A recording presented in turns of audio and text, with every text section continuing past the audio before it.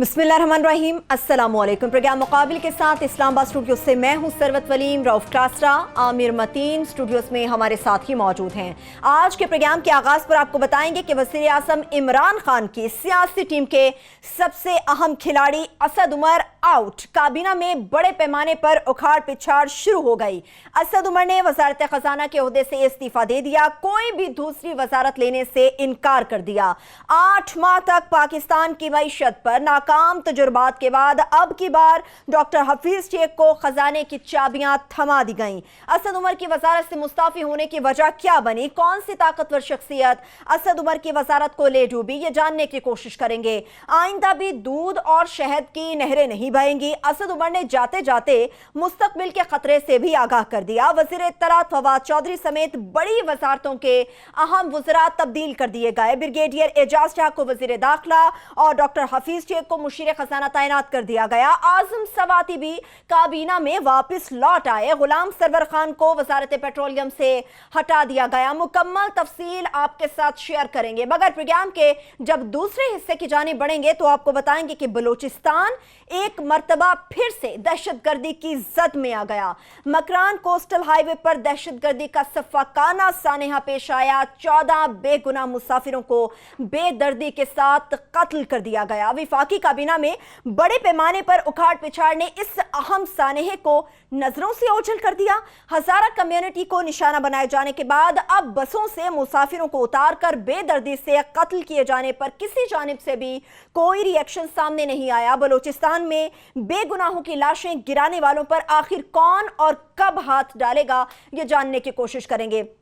Programme के जब आखिरी हिस्से की जानिब बढ़ेंगे तो आपको बताएंगे जनूबी पंजाब में तूफानी बारिशों और यालाबारिश से किसानों की हजारों एकड़ पर खड़ी फसलें तबाह हो गई। पीटीआई ने चुपके से ज़र ट्यूबवेल के लिए बिजली की कीमतों में इजाफा कर दिया। डीजल, खाद, बिजली सब महंगा हो गया। किसान रुल गया और हुकूमत गरीब किसानों की मदद को ना पहुंची। और इसके साथ साथ ये भी आपको बताएंगे कि वज़ीर आज़म पाकिस्तान इमरान खान और फार्मास्यूटिकल माफिया आमने सामने हो गया। वाज़े हुक्म दिया गया मगर अद्वियात की कीमतों को कम करने से इनकार कर दिया गया।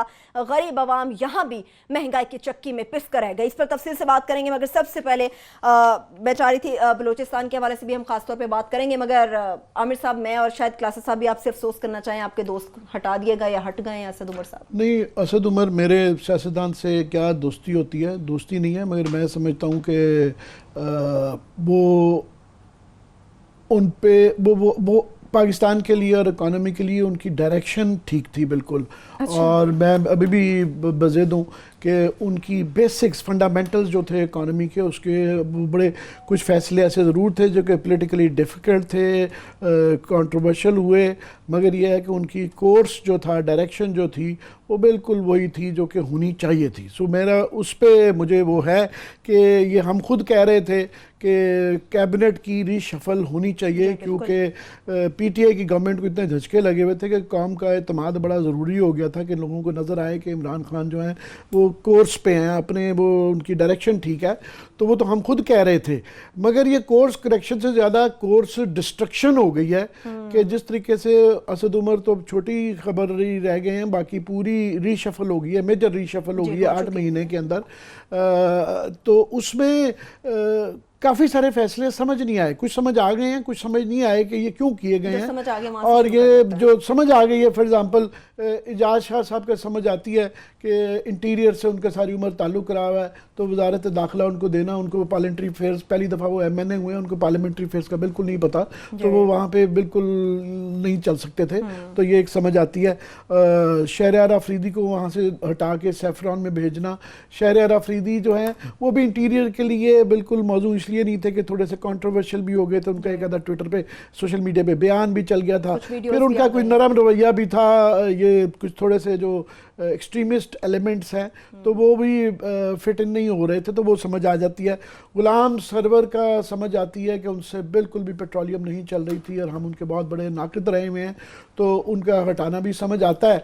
मगर उनकी जगह पे जो नदीम बाबर साहब को लगाया गया जो है, वो अगेन बहुत ही कंट्रोवर्शियल है कि उनकी अपने इंटरेस्ट हैं आईपीपीज़ में, उनके माजी के अंदर बड़ी उनके ऊपर सवाल रहे हुए हैं, इंक्वायरियाँ रही हुई हैं, तो वो क्या मशवरा देंगे, तो वो एक बड़ी कंट्रोवर्शियल रहेगी। दूसरा, फवाद चौधरी साहब का नज़र आ रहा था कि वहाँ पे उनके मुखालिफ लॉबीज़ जो हैं बहुत ज़्यादा हो गई थी। अरशद खान को हटवा तो लिया, मगर वो है कि उनको भी वो अपनी भी कुर्बानी देनी पड़ गई। और मगर फरदौस आशिक अमान जो उनकी जगह पे लगाई गई हैं, पता नहीं वो उनके क्या कितने इख्तियारात उनको दिए जाएंगे, क्योंकि काफ़ी सारे मुआवने खसूसी हैं, 2-3 पहले भी हैं, तो क्या उनको पावर इख्तियारात दिए जाएंगे देखेंगे, मगर वो भी एक कंट्रोवर्सी उनके मुतालिक भी है। उस तरह ही जो है सबसे बड़ी जो कंट्रोवर्सी आ जाती है वो आजम स्वाति साहब की है। उनका तो ये, और मेरा ख्याल है वो कानूनी मसाइल भी आ जाएंगे कि सुप्रीम कोर्ट की जजमेंट जो उनके मुतालिक जिस तरह की ऑब्जर्वेशंस आ गई हुई हैं, उनका कैबिनेट में रहना मुश्किल हो जाएगा और शायद ये चैलेंज भी हो जाए। और इखलाकी तौर पे जो है उनके ऊपर जिस तरह के सवालात आए हैं, पता नहीं उन्होंने कौन सी पावर लेवरेजेस इस्तेमाल करके वो दोबारा इंडक्ट हो गए हैं, उनका है। मगर सबसे बड़ी खबर तो जाहिर है वो असद उमर की है कि असद उमर के मुतालिक ख़ास तौर पे एक तो ऐसे मौके पे करना टाइमिंग कि IMF के साथ वो थ्रू आउट ही नेगोशिएट 8 महीने से कर रहे थे। अब समझा जा रहा था कि शायद ये बिल्कुल कंक्लूजन पे वो आ रहा है। बजट सर पे है, रमज़ान सर पे है, और जो है एक थोड़ी सी ये इम्प्रेशन दी जा रहा था कि स्टेबलाइजेशन की तरफ जा रहा है। तो वो जो है वो ये मैंने ही इस्तेलाह इस्तेमाल की थी कि ICU से लेके जनरल वार्ड में आ गए हैं, और ये बिल्कुल मैं समझता हूँ कि वाकई ये उनका क्रेडिट है। लोग भूल गए हैं कि आज से 8 माह पहले जब ये असद उमर आए थे या पीछे गवर्नमेंट आई थी, तो उस वक्त लग रहा था कि पाकिस्तान बैंकरप्ट होने जा रहा है, और माइक पॉम्पियो की तरफ से स्टेटमेंट्स आ रही थी कि जी IMF हम देखेंगे कैसे ले गए पाकिस्तान, और पाकिस्तान को कोई हाथ पकड़ता हुआ नज़र नहीं आ रहा था। तो ये जो उनका और फॉरेन पॉलिसी का जो मिला जुला एक कारनामा और कंट्रीब्यूशन थी कि इन्होंने उस बेल आउट से निकाल लिया कि इस पोजीशन में है कि 8 माह में भी हमने बगैर IMF के सर्वाइव कर लिया, और अभी भी देख रहे हैं कि हम कब करेंगे और किन टर्म्स पे करेंगे। उस वक्त नहीं लग रहा था कि हमारे पास कोई चॉइसेस है, ये उनका क्रेडिट है। मगर असद उमर पे तो आते हैं, असल इशू अब आ गया है कि उनकी रिप्लेसमेंट के हफीज़ शेख साहब को लगाया गया है। क्लास साहब ज़्यादा इसकी तफसील बताएंगे कि हफीज़ शेख साहब खुद बहुत कंट्रोवर्शियल रहे हुए हैं। पीपल्स पार्टी के ज़माने में उनके ऊपर बड़े ज़्यादा सवालात हैं, इल्ज़ामात भी हैं, और दूसरा PTI का एक मैनिफेस्टो ये क्लेम करते थे कि हमारा कोई मैनिफेस्टो भी है, हमारी एक सोच है, और पीपल्स पार्टी और नून लीग के ही लोगों को लाना है। तो क्योंकि फाइनेंस तो मेन चीज़ है, फाइनेंस वो चीज़ है जो कि आपकी जो कैरेज होती है उसके आगे वो घोड़ा है जिसने उसकी वो करना है। मेन मिनिस्ट्री जो है फाइनेंस है, मेन अपनी मिनिस्ट्री अपनी जो है पीपल्स पार्टी के एक ट्राइड हॉर्स, जिसके मुतालिक पीपल्स पार्टी के दौर को हर वक्त तनकीद का निशाना बनाते हैं कि ये लूट के मर गए और इन्होंने तबाह बर्बाद पाकिस्तान कर दिया। हफीज़ शेख साहब के दौर के मुतालिक भी बड़ी PTI कहती रही है। तो उनको लाएंगे, और बजट बिल्कुल सर पे है। पता नहीं IMF उनको कैसे डील, ये नहीं पता कि वो किसको खुश करेंगे। वो प्राइम मिनिस्टर को खुश करेंगे कि वहाँ पे दरबार को खुश करेंगे, IMF को खुश करेंगे, अवाम को खुश करेंगे, इस्टेब्लिशमेंट को खुश करेंगे, ये पता ही नहीं अभी ये। ये जो स्टेबलाइजेशन हम एक्सपेक्ट कर रहे थे कि जो असद उमर बार बार कह रहे थे कि मैं जनरल वार्ड से लेके आया हूँ और नेक्स्ट 8-9 महीने में मैं इस मरीज़ को जो है ना बाहर सड़क पे ले आऊँगा, तो वो मरीज़ आगे से ज़्यादा मैं समझता हूँ डिस्टेबलाइज्ड हो गया है, और वो दोबारा ये एकदम मार्केट के अंदर भी उसका धचका लगेगा, अवाम को भी वो आ गया है, क्योंकि चैलेंजेस आगे बड़े ज़्यादा हैं, IMF से रिलेटेड भी हैं। फिर ये है कि आगे जो आप देख रहे हैं कि आपका गर्दशी कर्जा जो है वो 1180 अरब रुपया हो गया है, और अभी मैं सुन रहा था कि वो नेपरा वाले कह रहे हैं कि 385 फी यूनिट बढ़ाएं रुपए जो है बिजली का बढ़ाएं, वो ओगरा वाले कह रहे हैं जी 150% गैस की कीमत बढ़ाएं, और अगले साल जो पाकिस्तान ने कर्जा देना है $21 बिलियन हैं। असद ने 8 महीने से ये प्रूव किया था कि ये चैलेंजेस बड़े हैं, मगर वो इस गिरदार से पाकिस्तान को निकाल लेंगे। अब मुझे नहीं पता हफीज़ शेख साहब की, मुझे नहीं पता क्या फ़लसफ़ा होगा, कैसे करेगा और वो किसको खुश करेगा। तो असद उमर के मतलब में और बात करेंगे हम, पर मैं चाह रहा हूँ क्लास साहब का पहले आप व्यू ले ले। लास्टली मेरा मेरा मेरा ज़ाती ख्याल था कि ये मुझे इतलाएँ आ रही थी कि प्राइम मिनिस्टर लोगों से कह रहे हैं कि यार ये असद उमर ने मरवा दिया, यार इससे मैं नहीं है। तो मेरा ख्याल था कि थोड़ी सी प्रॉब्लम्स तो होंगी, मगर ये ख्याल नहीं था कि जो है इतनी बड़ी गलती करेंगे कि इस 8 महीने में अपने मेन प्लेयर को इस तरह ही है जिस तरह के कोहली को वर्ल्ड कप के अंदर जो है ना आप उठा के बाहर बिठा दें और कहेंगे जाके टीम लड़के आए। ये उतना ही बड़ा धचका है।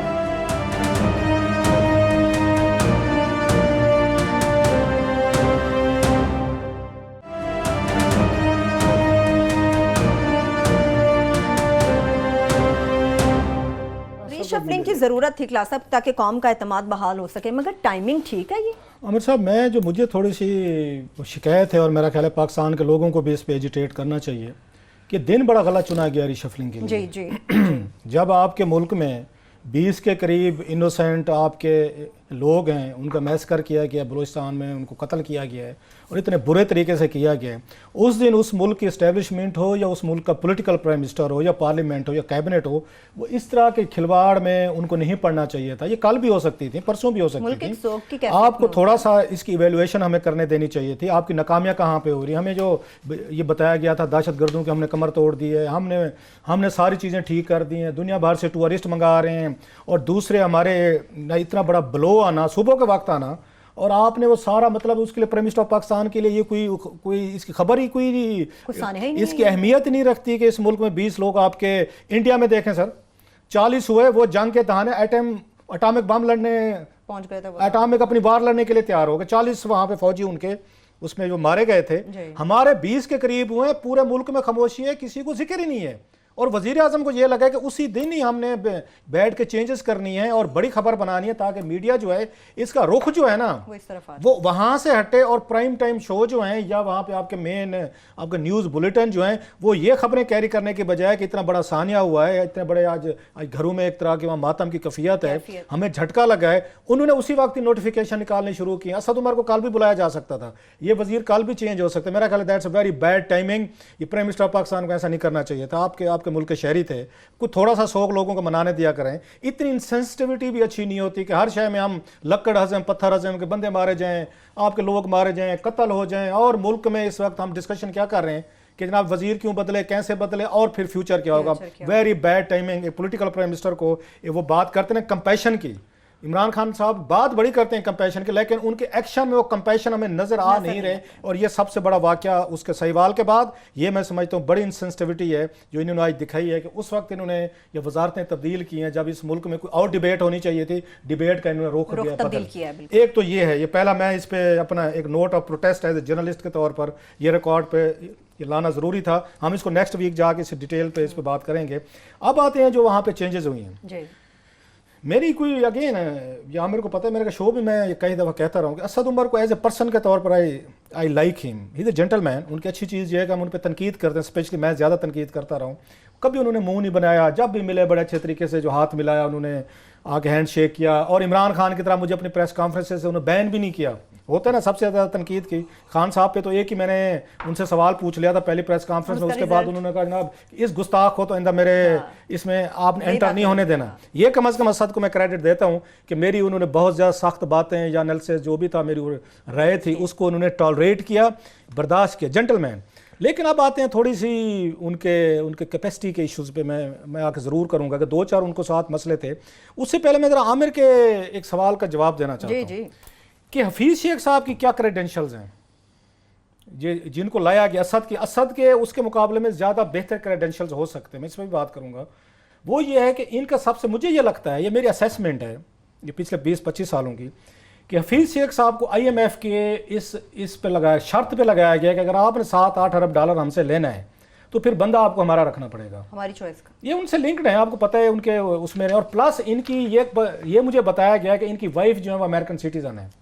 ये पिछले दिनों समरी गई थी कैबिनेट के पास, ये सुप्रीम कोर्ट ऑफ पाकिस्तान के कहने पे कि जिनके स्पाउसेस भी फॉरेन नेशनल्स हैं आप उनको यहाँ नहीं लगाएंगे। और जो इनके बिजनेस पार्टनर्स हैं दुबई में, वो भी मेरा ख्याल है शायद पाकिस्तानी एस्टेब्लिशमेंट को नहीं पता, या पता होगा क्योंकि मुश्किल में फंसे हुए हैं लिहाजा ज़रूरत है, वो भी जो उनके बिजनेस पार्टनर है जिस फर्म में वो काम करते हैं, तो मेरा ख्याल है हमारी इस्टेब्लिशमेंट के लिए भी वो ज़रा कान खड़े करने वाली बात हो सकती है। उनके पार्टनर्स इस तरह के हैं जिस पे क्वेश्चंस रेज हमारी इस्टेब्लिशमेंट जो है ना वो कर सकती है। अगर ये कड़वा घूंट पी लिया गया है कि जनाब वो अमेरिकन उनकी वाइफ भी हैं हफीज़ शेख साहब की, IMF आपको उसके बगैर $8 अरब देने को तैयार नहीं है, वो एक पॉलिटिकल फाइनेंस मिनिस्टर पे ट्रस्ट नहीं कर रहे। मेरा ये असेसमेंट है, कोई खबर नहीं मैं आपके साथ शेयर कर रहा, कि इतने अचानक जो उनको हटाया गया है जिसका मेरा ख्याल असद तवक्को भी नहीं कर रहे होंगे। इन्हें खुद पता था जब लास्ट टाइम हमारी ये वहाँ पे ये अमेरिका जाने से पहले इन्होंने ब्रीफिंग दी, तो असद वॉज वेरी कॉन्फिडेंट।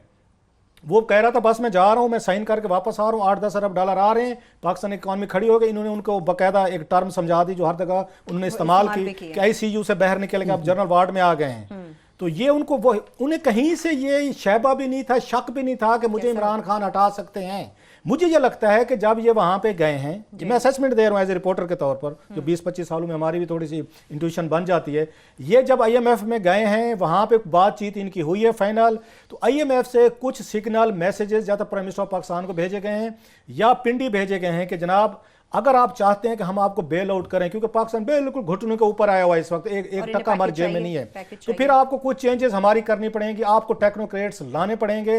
और सबसे बड़ा टेक्नोक्रेट जो उनका आप कह सकते हैं जिस पे वो ट्रस्ट कर सकते हैं कि जो IMF के साथ आप यहाँ पे आके आप एग्री करके जाएंगे शराइत वो पूरी करेंगे, वो शायद असद उमर के लिए एज ए पॉलिटिकल एक एंटिटी के तौर पर मुश्किल हो जाता। हमारे जैसे लोग अवाम फिर उनके कपड़े फाड़ने पे आ जाते। लिहाजा उन्होंने एक ऐसा बंदा लाया जिसकी पॉलिटिकल बैगेज नहीं है, जिसकी पॉलिटिकल अफिलिएशन नहीं है, जिसने पाकिस्तान के लोगों से वोट नहीं लेना, जिसने किसी को जवाबदेह नहीं होना। लिहाजा IMF ने चुन को इनको बंदा दिया है कि जनाब अगर हमारे पैसे लेने हैं तो हमारा बंदा आएगा, वो देखेगा, ओवरसी करेगा, कैसे करेगा। सो ये मुझे एक उसमें मेन चीज़ ये उसमें नज़र आ रही है। बाकी ये चेंजेस हमें नज़र आ रही थी कि चीज़ें नहीं चल पा रही। अगर वो क्लिप है हमारे पास जो इसने आमिर साहब ने स्टोरी ये दे दी थी, वैसे कई दिन पहले दे दी थी, इन्होंने कुछ चेंजेस की, वापस हैं आमिर साहब से भी करें, फिर हम बाकी 1 by 1 लेते हैं कि इमरान खान साहब ने आज इतने बड़ी चेंजेस किए हैं, 9 रत्न लाए हैं, 9 रत्न लाए हैं। इन 9 रत्नों का बैकग्राउंड क्या है, एक एक का बैकग्राउंड, स्पेशली हफीज शेख साहब पे कुछ मैंने स्कैंडल्स फाइल किए हैं, कुछ स्कैंडल्स में खुद मुलविस भी रहे हैं। तो जरा तशरीफ लें, कुछ कौम के साथ शेयर कर दें, फिर इमरान खान साहब किसी जलसे में हमारे बारे में कहेंगे देखा जा रही शाम को बैठ जाते हैं और फिर हमारे आज हम पहले दिन बताना चाहते हैं सर। चलिए सर ब्रेक की जानी बढ़ जाते हैं, ब्रेक से वापस आएंगे तो मुकम्मल डिटेल और भी यहाँ में हमारे पास वो आपके साथ शेयर करेंगे। हमारे साथ रहिए।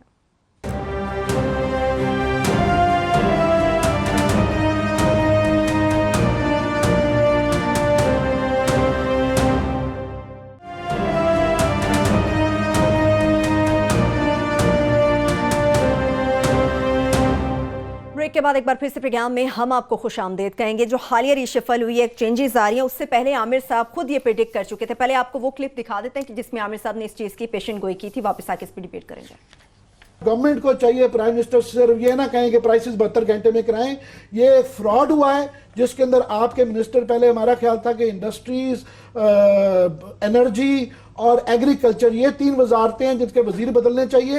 ये चौथा आमिर कियानी साहब का भी शामिल कर लें और ये तफ्तीश होनी चाहिए। ये पाकिस्तान का, मैं समझता हूँ PTI गवर्नमेंट का सबसे बड़ा स्कैम है और पाकिस्तान के बड़े स्कैम्स में से एक ये है। हम इस पे मजीद आपको इन्फॉर्म करते रहेंगे। खबर देता जाऊँ, एक तो एक वजीर साहब को तब्दीली के लिए कहा जा रहा है और वो अड़े हुए हैं, वो मान नहीं रहे हैं। अच्छा। तो शायद आइंदा आने 1-2 दिन में बड़ी वजारत है, नाम ही बता दें सर, कुछ तो बता दिया करें आमिर साहब, बता दें। जो है मुझे रोका गया है कि उनको कहा जा रहा है कि आप खुदा के लिए, आपके बस की बात नहीं है, आप छोड़ दें। वो अड़े हुए हैं कि मेरी इज्जत कम हो जाएगी। गैस करूं?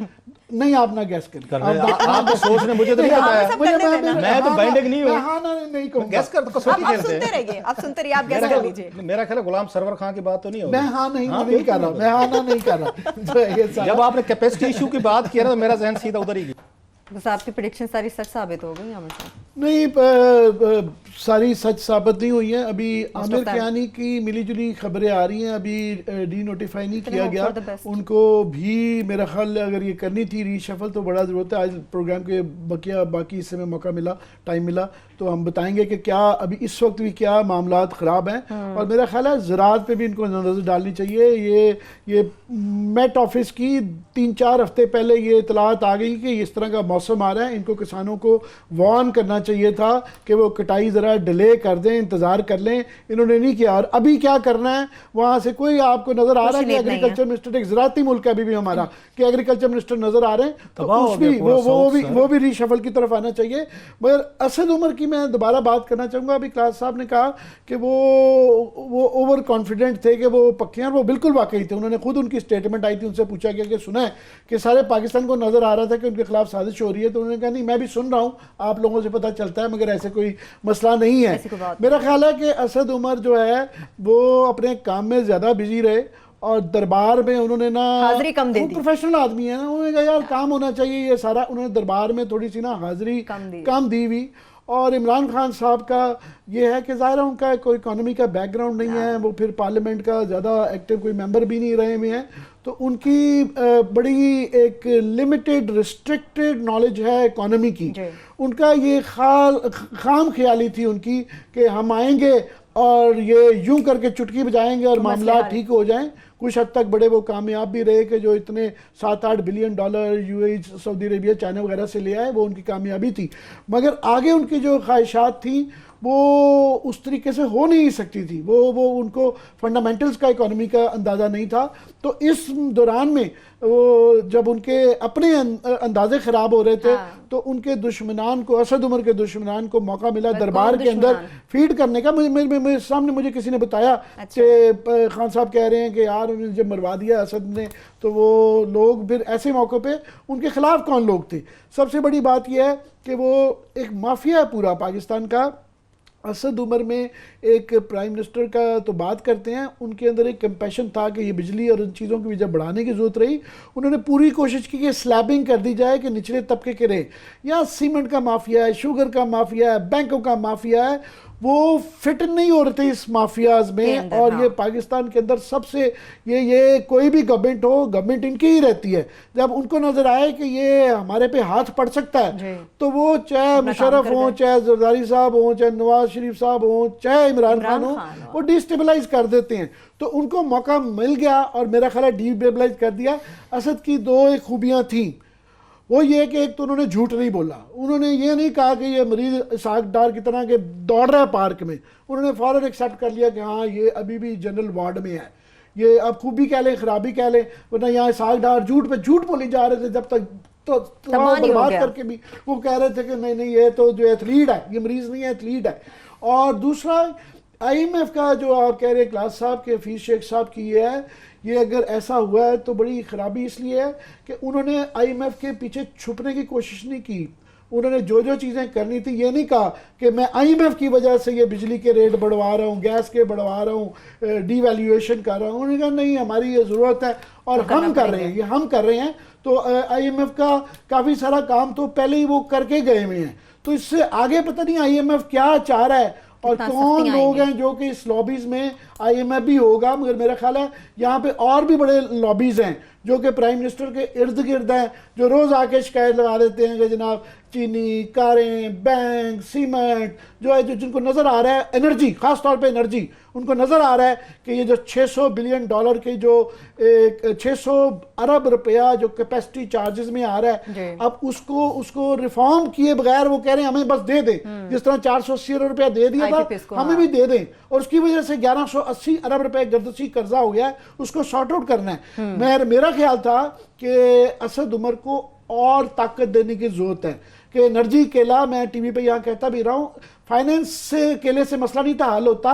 आपकी इंडस्ट्री नहीं चल रही, आपका एग्रीकल्चर नहीं चल रहा, आपकी सबसे ज़्यादा एनर्जी 200 अरब के मेरा 2000 अरब रुपया तो सिर्फ वहीं पे ही गलत मैनेजमेंट की तरफ से एनर्जी में फंसा हुआ है। तो वहाँ पे मेरा ख्याल था कि इनको और एम्पावर करेंगे, इन मिनिस्ट्रीज के अंदर भी उनकी इन्वॉल्वमेंट ज़्यादा करने की बजाय उन्होंने वो, ठीक है इमरान खान का ख्याल बड़ा अच्छा ख्याल था और शायद अभी भी मेरा ख्याल है उनके तर्रा मिनतें करके एनर्जी के अंदर उनको ले आना चाहिए जो है, क्योंकि एनर्जी वाकई इंपॉर्टेंट है। मगर एनर्जी के ऊपर अगर फाइनेंस मिनिस्टर बैठा हो जिनकी आपस में ना बनती हो तो फिर प्रॉब्लम हो जाती है, वहाँ ज्यादा प्रॉब्लम। असद उमर की बात हुई है, असद उमर के दुश्मनों में कौन शामिल है ये तो क्लास साहब से जानेंगे, मगर असद उमर से रिलेटेड क्लास साहब की क्या असेसमेंट थी वो पहले आपको सुना देते, वापस आके इस पे बात करता। असद उमर साहब मेन सबसे ज्यादा जिन्होंने पाकिस्तान का वो ड्राइव करना था, उनकी कारकर्दगी तो आज इमरान खान साहब ने खुद बता दी है। जो डॉलर की हमने देखी है, और मैं मतलब हमारा दिल दुखता है ये कहते हुए, असद उमर के बारे में हमारी बड़ी ज़ाती तौर पर बड़ी अच्छी राय थी कि वो आएंगे और को टर्न अराउंड करेंगे। उन्होंने भी इस तरह की तकरीरें की, हमारा बड़ा एक्सपेक्टेशन उन्होंने बड़ी बढ़ा दी थी। तो असद उमर साहब भी मेरा ख्याल है मेरी तरह के कुछ ज़्यादा ओवर रेटेड से हो गए हैं कि लोगों ने हमने ज़्यादा उनसे एक्सपेक्टेशन कर ली थी। इतनी कैपेसिटी शायद उन्हें खुद भी आप फील हो रहा होगा कि शायद नहीं है, और उनको चलने भी नहीं दिया जा रहा। ये भी है उनके इर्द गिर्द जो उसमें कुछ हैं कि पावर्स हैं, उनको मर्जी की टीम नहीं चलने दी उनको दी जा रही है। नो ऑफेंसेस टू एनीवन, मैं किसी की कबलियत को नहीं चेक कर रहा, मैं रेलिवेंट तजर्बे की बात करने की कोशिश कर रहा हूँ। अब जो हमाद अजहर साहब हैं वो वकील हैं, बैरिस्टर आपकी फाइनेंस मिनिस्ट्री चला रहे हैं सर। साथ में अगेन ये हमारे दोस्त जो है असद उमर साहब हैं, ये MBA किया हुआ इन्होंने, MBA का और बार एट लॉ को इकट्ठा कर दिया कि आपने मुल्क की फाइनेंस चलानी है। अब इन्हें करना क्या चाहिए था, आपको उमर अयूब के उससे तजर्बे से फायदा उठाना चाहिए था। उमर अयूब जो है उनके पास एक बैकग्राउंड था, उन्होंने चलाई हुई है वजारत आला था उनके पास। नहीं, शौकत अजीज के साथ भी मिनिस्टर ऑफ स्टेट रहे और सलमान शाह के साथ भी रहे जनाब मुशर्रफ दौर में। ये तो आपकी कबलियत की बात है। जब आपकी वजारत को आमिर साहब, हमाद अजहर साहब एक बार हिटला, एक MBA ग्रेजुएट बिठा के चलाएंगे तो फिर यही कोई वजारतें चलेगी, फिर इसमें उनका क्या कसूर है? उन्होंने तो इसी तरीके का करना है। जी क्लास बहुत सारे क्लिप थे जो इस तरह की मेरी असेसमेंट थी असद के बारे में। फिर मैं रिपीट कर रहा हूँ, as a human being is one of the best person I know, लेकिन एज ए प्रोफेशनल के तौर पर आमिर साहब की अपनी उनके बारे में रहा है। Again he was carrying big baggage. वो बिग बैगेज क्या था कि इन्होंने जितनी तकरीरें की हैं कौमी असम्बली में, अब सबके पास वो मौजूद है, आर्काइव्स में पड़ी हुई है। वो बेचारे जब भी कोई फैसला करते, बिजली की कीमतें वो बढ़ाते हैं, हम क्लिप चला देते हैं, गैस की बढ़ाते हैं, क्लिप चला देते हैं, वो डॉलर को जब आगे पीछे करते हैं वो क्लिप चल जाता है, वो किसी और चीज़ पे बात करते हैं वो क्लिप चल जाते हैं। तो डेली एम्बेरसमेंट तो होती है आपको कि आप कुछ और कहते रहें और आपको फैसले कुछ और आके आपको करने पड़ गए। सो असद के लिए मेरा ख्याल है एक ऑनरेबल जो चीज़ की असद ने, मैं बड़ा उनका नाक़िद रहा हूँ, बट आई उस पर कंक्लूड में ये पॉजिटिव पे करना चाहता हूँ। ये उन्होंने ऑनरेबल फैसला किया असद उमर ने कि मैंने वजारत नहीं लेनी। ये बड़े रेयर लोग होते हैं जिन्होंने अपनी वजारतें मेरा ख्याल एक्सेप्ट की है ना, चेंजेस। वो कहते हैं कि हमारे सरायकी में कहते हैं जो वहाँ लैया में भैड़े तो वो फिर ये कराची में भी भैड़े, मतलब उसका मुख्तसर से बताऊं कि जो लैया में परफॉर्म नहीं कर सका सपोजली वो कराची में भी परफॉर्म नहीं कर सकेगा। लाहौर में भी कहा जाता है, लाहौर का भी यही हिसाब है। तो जो जनाब बाकी मिनिस्ट्रीज में नहीं परफॉर्म कर सके उनको इमरान खान साहब का ख्याल है कि दूसरों में करेंगे। ये मेरा ख्याल है वो भी थोड़ा सा वही करेक्टर और डिग्निटी और वो सेल्फ एस्टीम दिखाते जो असद उमर ने दिखाई है कि भाई साहब अगर आप ये समझते हैं मैं आपकी फाइनेंस नहीं चला सकता तो फिर मैं आपकी जाके एनर्जी भी नहीं मैं चला सकता। ये उन्होंने बड़ा मेरा ख्याल ये है। आपने लैक ऑफ कॉन्फिडेंस मेरे अंदर देखा है कि मेरे अंदर इत्मीनान नहीं रहा तो बस ठीक है खत्म। ये उसने बड़ी बाइज्जत, ये बड़े बाइज्जत तरीके से किया। बाकी जिन लोगों ने अपनी रिशफलिंग कबूल किया ना उन्होंने एक्सेप्ट किया कि हम नालायक थे। इतना इमरान खान का आपको फिर इनको बता देना चाहिए था इन चारों पांचों को कि excellency we are part of your team, आपने हमें इज्जत दी, वजीर बनाया, हम बड़े आपके हम्बल हैं, आप ऐसे करें और बड़ी ग्रेस से गए, बाइज्जत से गए कि जी अभी भी मेरा लीडर है इमरान। आप ऐसे करें, आप जाएं और अपनी नई टीम बना लें, नए लोग लें, हमें कोई मसला नहीं है। उन्होंने कहा नहीं, झंडा भी जरूरी है, वजारत भी जरूरी है, फां भी जरूरी है, हल्के में जाना है, हमने जरा यहाँ पे अपनी टॉवर भी रखनी है। ये सारे टॉवर के चक्कर हैं, ये ग्रेस के चक्कर नहीं है, डिग्निटी के चक्कर नहीं है, सेल्फ एस्टीम को इन्होंने प्रोटेक्ट नहीं किया। इन तमाम लोगों ने जिन्होंने रिशफल कबूल किया है, ये क्रेडिट असद उमर को जरूर देना चाहिए कि एक ऑनरेबल, एक उस ब्रूटस की तरह एक उन्होंने काम किया है जैसे आखिर पे उसने किया था जब उसको शिकस्त हुई थी, ऑनरेबल रूट लिया था ब्रूटस ने। तो मेरा ख्याल असद ने भी वही लिया है रूट जो है। अब मैं आता हूँ थोड़ा सा हफीज शेख साहब पे, जरा थोड़ा सा मैं चुटकी काटते आगे गुजर जाते हैं, बाकी काम हम मंडे को करेंगे हफीज शेख साहब पे। जब ये वजीर थे इन्होंने दो बड़े काम किए थे सर, दो बड़े काम। एक छोटी सी ब्रेक पे वापस आ गए ख्लासा बस प्रोड्यूसर साहब जो है मुझे फौरी वक्त पे ब्रेक लेने का कह देते हैं। एक छोटी सी ब्रेक के जाने बढ़ते हैं, जब ब्रेक से वापस आएंगे गुफ्तगू यहीं से आगे बढ़ेगी। वो दो बड़े अहम जो काम इनकी जानिब से डॉक्टर हफीज शेख की जानिब से किए गए थे वो भी आपके साथ शेयर करेंगे। और इस सारी सूरत हाल में आजम सवाती भी वापस कैबिनेट में आ गए, इसको हम किस तरह से देखते हैं, छोटी सी ब्रेक से वापस आके आपके साथ शेयर करेंगे। हमारे साथ रहिए।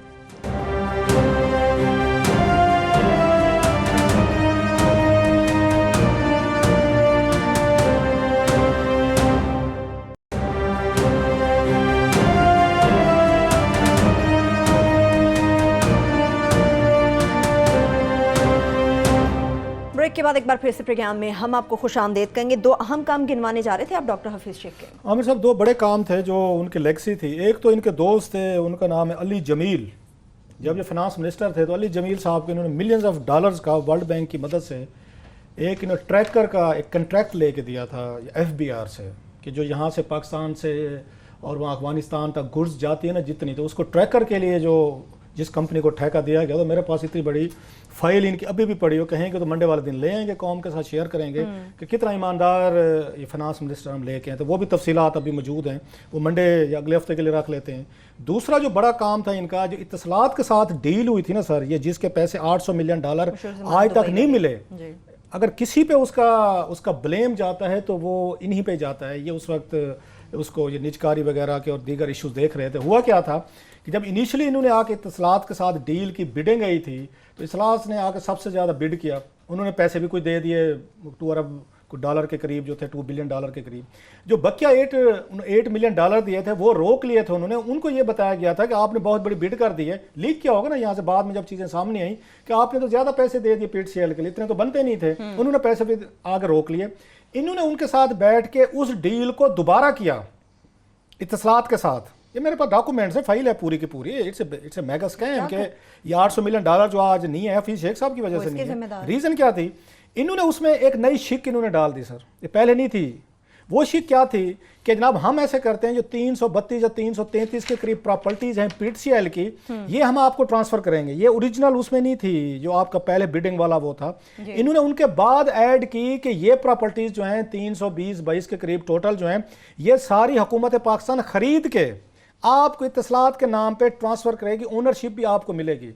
अब वो जब होने लगी, इन्होंने प्रॉपर्टी सारी थी उस क्लास का उन्होंने लिया फ़ायदा इत्तसलात ने। उन्होंने कहा पहले आप हमें ये 300 सवा 300 ये प्रॉपर्टीज हमारे नाम करेंगे तो फिर आपको 800 मिलियन देंगे। ना होगा नौमन तेल, ना राधा नाचेगी, वो आज तक नहीं हुआ। रीज़न ये 2000 मैं आपको ये 6-7 की बात बता रहा हूँ, उसके बाद पैसे नहीं मिले। इसमें उन्होंने जो इसमें चीज़ डाल दी थी कि हमारी फौज की बहुत सारी कम्युनिकेशन बड़ी इंपॉर्टेंट है नेशनल और उसके हवाले से। उन्होंने कहा जनाब ये प्रॉपर्टीज हम आपको कैसे दे सकते हैं, ये तो फौज के कम्युनिकेशन सिस्टम है। उन 13 प्रॉपर्टीज की वजह से जो मसूफ ने ये डील में ये डाल दी थी और उनको फायदा दिया था इतलास को, आज भी जनाब 12-14 साल बाद $800 मिलियन आपको नहीं मिले। इसलिए ऐसे लोग इंटरनेशनल ये लैंडिंग एजेंसीज को, ममालिक को और इंस्टीट्यूशंस को सूट करते हैं जो उनके फायदे सोचें, हमारे ना सोचें। मैं अगले हफ्ते जो सारा ये है ना चीज़ें, ये सारी फाइलें ले आएंगे, एक एक डॉक्यूमेंट कागज आपके साथ शेयर करेंगे। कसम मुझे तो सबसे ज़्यादा टाइमिंग बहुत ज़्यादा इंपॉर्टेंट है। बात ये है कि इकोनॉमी क्या होती है, इकोनॉमी होता है कि आम आदमी का और इन्वेस्टर्स का और बाहर के इन्वेस्टर्स का एतमाद गवर्नमेंट के ऊपर, कि गवर्नमेंट पे एतमाद, उसी से स्टॉक्स आपके चलते हैं, उसी से इन्वेस्टमेंट होती है। ये बुनियादी चीज़ है इनके लिए। आप देखें इंडिया में अरुण जेटली जो है, उनकी डीमोनेटाइजेशन की, उन्होंने जो करेंसी नोट जो है कैंसिल किए थे, उससे कोहराम मच गया और मोदी की गवर्नमेंट का सबसे बड़ा सेटबैक वो हुआ, बहुत बड़ा उसका उनको नुकसान हुआ, वो सही तरीके से नहीं चला सके। मगर उन्होंने 5 साल जो है ना अरुण जेटली को नहीं हटाया क्योंकि वो फेस था। तो वो असद उमर ने अभी 8 महीने लोगों को कन्विंस कर करके टीवी पे आके प्रेस कॉन्फ्रेंस कर करके फाइनली जाके कन्विंस किया कि हम बैठे हुए हैं और हमारे पे एतमाद करें और हम ठीक करने वाले। जब वो बिल्कुल कह रहे थे तो अब जो है वो बंदा चेंज हो गया, टीम चेंज होगी। अभी बजट आना है, उसके बाद IMF से फाइनली कंक्लूजन होना है, फिर ये एनर्जी के, गैस के और बिजली के पैसे आनी है। अब हर कोई सोचेगा, देखेगा कि यार ये नई बंदा कौन आ रहा है। दूसरा, असद उमर की कोई बुराई कर ले मगर उस पर एक पाई का करप्शन का इल्जाम कोई नहीं लगा। 8 माह में किसी उनके दुश्मन ने भी ये नहीं कहा कि यहाँ पे इनका अपना इंटरेस्ट था। अभी जो नए के ऊपर ये आएगा कि जनाब पहले तो ये जो बातें आप खतरनाक कर रहे हैं, फाइलें घर से उठा लाएंगे आप, ये आप नहीं आएंगे और भी कई लोग कहेंगे जी हमारे पास भी फाइलें पड़ी हुई उस दौर का सारा। वो मेरे भी वो फिल्में चल रही हैं कि क्या क्या हफीज शेख साहब के मतलब किस किस को क्या क्या इतराज़ात हैं उनकी अपनी गवर्नमेंट को, वो करते रहेंगे। मगर उससे क्या है, इन्वेस्टर भी डर जाएगा, उसके बाद स्टॉक एक्सचेंज भी डर जाएगी, सारे का ये रमजान ऊपर से आ रहा है। आप देखिएगा वो जो मैं कह रहा था परफेक्ट स्टॉक मैंने खुद बना दिया। नहीं सब ऐसे नहीं। मैं भी हालांकि चाहता था कि आप उस पर ज़रा बात करें कि जनाब कि सुप्रीम कोर्ट ऑफ पाकिस्तान के फैसले को इन्होंने मुंह पे मारा है उनके, और उसको Azam Swati is back to the business. जरा देखते हैं खान साहब की जो उनको ताने देते थे पीपल्स पार्टी को, नवाज शरीफ को, अदालतों के सामने खड़े हो जाते हैं। आजम सवाती इनकी ऐसी कुछ सोने की चिड़िया है कि जिसकी जान पत्नी क्या उसके पास ऐसी कोई गिदड़ सिंह की है कि मौला फजल रहमान भी उनसे खुश है, जरदारी भी खुश है, इमरान खान भी खुश है। इतना बड़ा डिबेकल जिसको आके यहाँ प्रोसिक्यूशन होनी चाहिए थी, सजाएं होनी चाहिए थी, इमरान खान साहब उसको दोबारा लाए हैं, वजीर बनाया कि जो करना है कर ले, नंबर 1। उसके बाद सर जो ये उसमें मेन चीज़ थी, ये पीटीवी में लेके हैं इनको, ये फिरदौस आशिक अवान साहबा को, जरा खान पीटीवी ने इन्फॉर्मेशन की है, पता नहीं Information क्या है, इन्फॉर्मेशन ना। पीटीवी होते हैं आमिर साहब, बाकी All ये about मतलब है PTV। सारे का सारा है। नदीम बाबर साहब जो हुकूमत पाकिस्तान पे जिन्होंने केस किया था सर, लंदन में जाके जिन्होंने स्टेट पे केस किया था, no he is the minister sir. Petroleum minister. आप जरा उनको देखते हैं, उनको ना उस पेट्रोलियम में लेके आए हैं चीजें। सो बहुत सारे इन पे खान साहब पे जो मेन इश्यूज आ रहे हैं ना हमारे with the power of the minister. जी, ये थोड़ा सा जो खान साहब ने जो नए लोग इस पे लगे हैं, मैं जरा उस पे आपकी ओपिनियन चाहता हूँ। दूसरा आपने कहा कि investor, no no no sir, इसको उलट करके पढ़ें। अचानक 2 दिन में कुछ हुआ है, जब Asad was away from Pakistan और वाशिंगटन में था, वाशिंगटन से वापसी पे सब कुछ हुआ है। असद के साथ अब मुझे थोड़ी सी हमदर्दी इसलिए हो रही है, जितना डल्टी वर्क था, डल्टी वर्क वो असद उमर से कराया गया सर। जितना हम पॉपुलर करवाना था, हमारी उस पर तनकीद आनी थी, आपकी मेरी सबकी आनी थी। गैस की कीमतें बढ़वानी थी, असद उमर से बढ़वाई इन्होंने। बिजली की कीमतें बढ़वानी थी, असद उमर से बढ़वाई। डॉलर ऊपर लेके जाना था, असद उमर से करवाना था। पेट्रोल करने थे, असद से। टैक्सेस करने थे, असद उमर से। तमाम डल्टी वर्क करवाने के बाद वो कहते हैं मेहनत करे, ये फाख्ता भी अंडे खाएं कवे। जब मेहनत के टाइम के बाद अंडे खाने का टाइम है तो कवे आ गया, अब कवों की बारी है कि वो अब बैठ के अंडे खाएंगे हजूर। तो जनाब ये सारी मेहनत असद उमर से करा के, मुश्किल फैसले करवा के, उनको इस्तेमाल करके, उनको छुरी मारना है ना। कि असद वाजन रेडी फॉर इट। या तो असद अगर रेडी होते तो हमें बता के जाते भाई साहब कि मेरी गेम ओवर है। असद तो ये कहते मैं अमेरिका से वापस आ रहा हूँ, बल्ले बल्ले सब कुछ ठीक है। अच्छा, IMF से शरायत भी सारी उनसे उन्होंने निगोशिएट करवाई।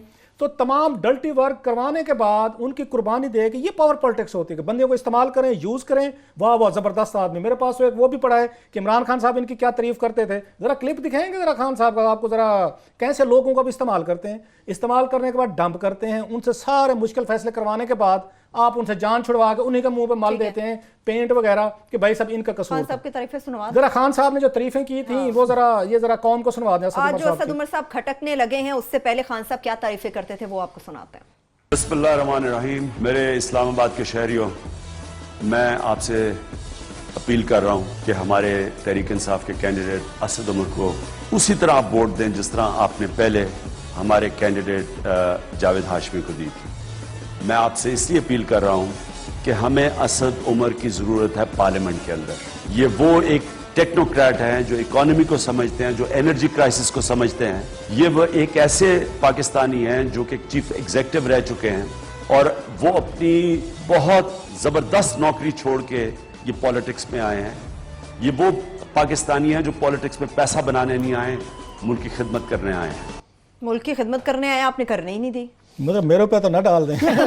बात यह है कि हम खुद कह रहे थे कि रीशफल जरूरी है ताकि लोगों का मुतजलजल एतमाद जो है वो बहाल हो और ये कोई जेस्चर दें लोगों को कि हमने कोर्स करेक्शन कर रहे हैं और ये चीज़ें हमारे से गलत होगी, सिलेक्शन गलत होगी। ठीक है, ये जिस तरीके से किया गया है और जिस तरीके से जो नाम आए हैं, तो ये आइंदा जो है ना, ये 7-8 माह तो इसी में ही गुजर जाएंगे कि जनाब ये फरदौस आशिक खान का ये मसला है, हफीज शेख का ये मसला है, नदीम बाबर का ये मसला है, आजम स्वाति का मसला है। ये एक्सप्लेनेशन ही देते रहेंगे। अब टाइम था इनका कि बहुत हो गया, पिछलों को आप जो है ना तनकीद करते करते अब आप बताएंगे आपने क्या करना है। अब ये नेक्स्ट गियर लगाने की जरूरत थी और नेक्स्ट गियर क्या करेगा कि रिवर्स गियर, बड़ा सा एक रिवर्स गियर लेके हैं, डोम करके लगा दिया और वो गाड़ी पीछे चलती जा रही है। मेरे 1 मिनट है मेरे पास। इन्वेस्टर की बात की सर, इन्वेस्टर अब आएगा क्योंकि अब उनको पता है कि IMF का या अमेरिकन का अपना बंदा उन्होंने आ गया है। अब जो शराइत तय हुई चीजें हैं, अब वो इसको स्टेबिलिटी के तौर पर यूज करेंगे। मेरी आपसे राय